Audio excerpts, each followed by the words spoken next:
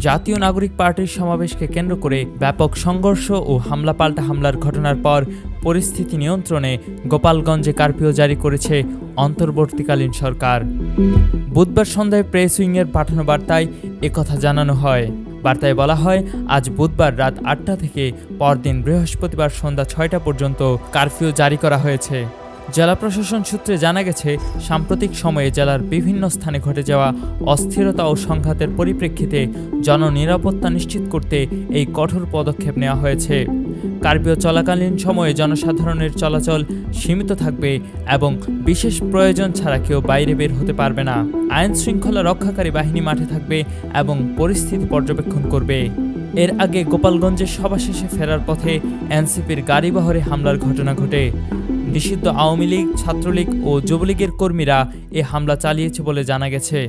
এ সময় গোপালগঞ্জ রণক্ষেত্রে পরিণত হয়। এ সময় পুলিশ ও সেনাবাহিনীর গাড়িতেও হামলার ঘটনা ঘটে। কুমিল্লার কাগজ, নিউজ ডেস্ক।